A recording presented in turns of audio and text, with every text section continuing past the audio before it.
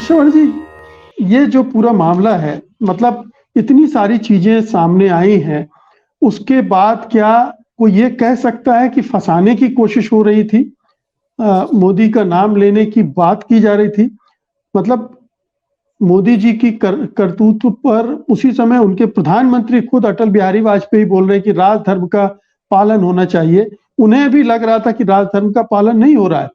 फिर मोदी जी के जो बयान उस दौरान आए हैं, जिस तरह से एक के बाद एक फेक एनकाउंटर वहां हुए हैं, ये सारे क्या केंद्र सरकार फंसाने के लिए करवा रही थी?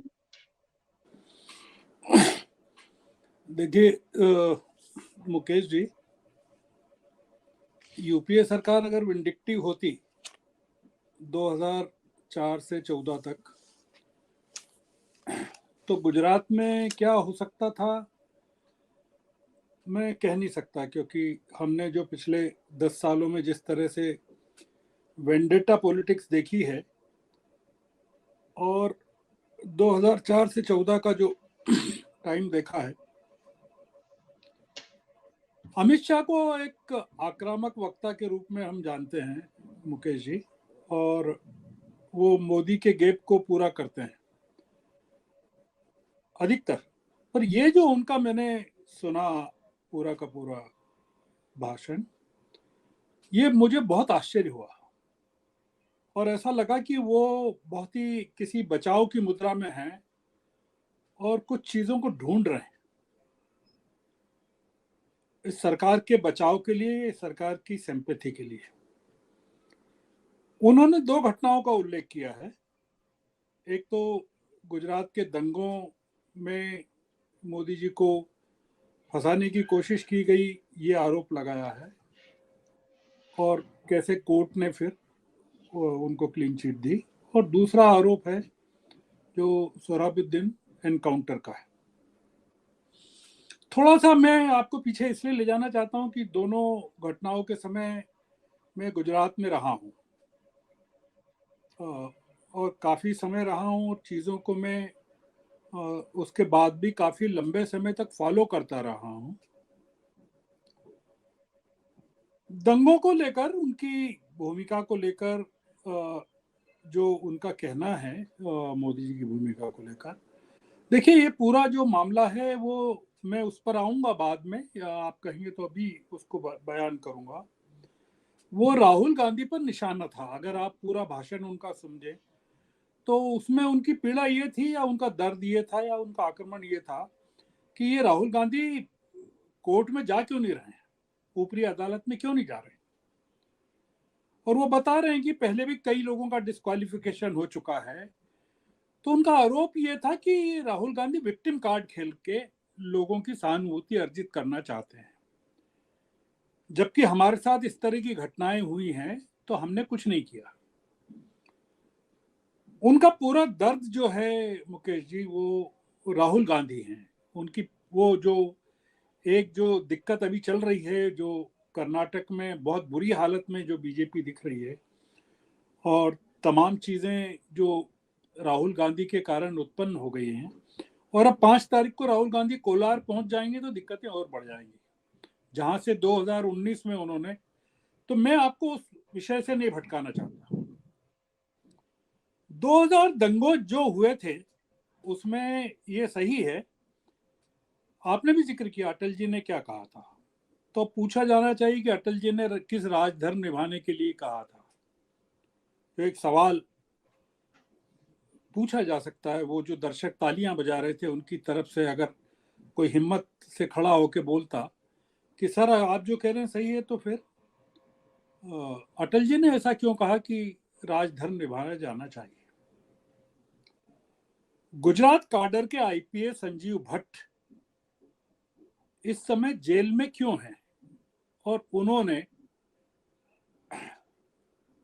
गुजरात सरकार की या मुख्यमंत्री की, तत्कालीन मुख्यमंत्री को की भूमिका को लेकर क्या कहा था, वो सारा सार्वजनिक है। मैं जो आपसे बात कर रहा हूं वो ऐसा नहीं है कि कोई छुपी हुई बात है। दंगे हुए 2002 में, एनकाउंटर हुआ 2005 के नवंबर में। 2002 में अटल जी की सरकार थी, 2005 में यूपी की सरकार आई थी, ये नवंबर की बात है। उस समय के जो एनकाउंटर एक्सपर्ट माने जाते थे, बंजारा डीआईजी पुलिस थे, डीजी बंजारा, और जिन्होंने अभी हाल के विधानसभा चुनाव में भी एक पार्टी बना के चुनाव लड़ा था, वो जेल में रहे, काफी समय जेल में रहे।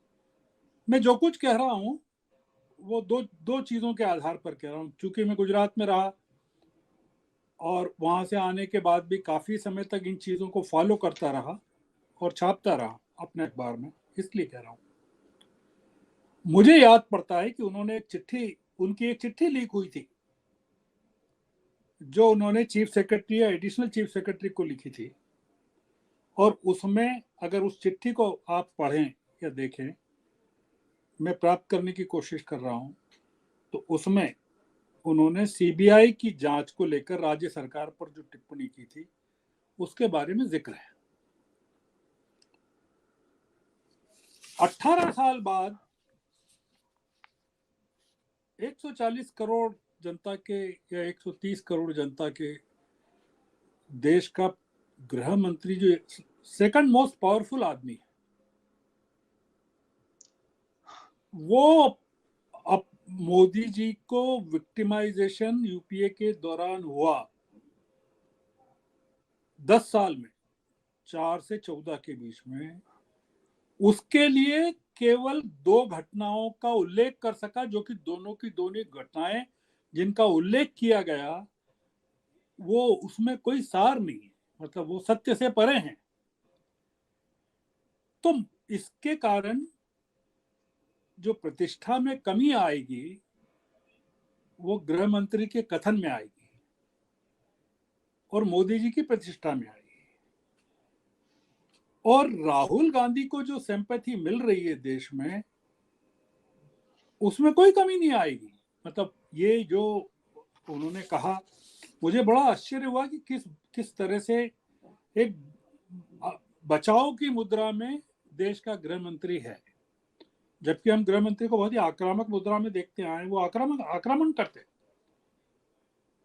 तो ये जो चीज है वो काफी रिकॉर्ड में है। वो उन्होंने ठीक कहा कि वो महाराष्ट्र से में केस चला गया पूरा का पूरा, वो भी ठीक है, जिसमें फैसले के बाद उनको छोड़ दिया गया, ये भी ठीक है। उनका ये जो आरोप है, जो आरोप उन्होंने लगाए वो गलत हैं कि गुजरात के दंगों में मोदी जी की लिप्तता का मामला है, क्योंकि हमने देखा अभी जाकिया शरीफ की जो याचिका सुप्रीम कोर्ट में रिजेक्ट हुई और अब फिर से वो सुप्रीम कोर्ट उस पर विचार करने को तैयार हो गया है। कई चीजें हैं, ये ऐसा नहीं है। ये बिल्किस बानो का मामला भी अब जो है, जब सुप्रीम कोर्ट में खुलेगा तो बहुत सारी चीजें सामने आएंगी। गृह मंत्री को थोड़ा इस लड़ाई को पॉलिटिकली लड़ना चाहिए, और लोग भी अपेक्षा करते हैं कि ये पूरी बैटल पॉलिटिकल है। इसको एक जिस लेवल पे वो गृह मंत्री ले जाना चाहते हैं, वो थोड़ा देश उसके लिए तैयार नहीं है। मतलब जो उनकी प्रतिष्ठा है अमित शाह की, उनकी प्रतिष्ठा के खिलाफ है इन दोनों किस्सों को। एक को मतलब 21 साल पहले ले जाना और एक को 18 साल पहले ले जाना। आप सोचिए कि किन लोगों को याद होगा या नहीं होगा, और वो लोग जो हॉल में बैठे थे सुन रहे थे, उनके लिए तो नई जानकारी है, वो तो तालियां बजाएंगे।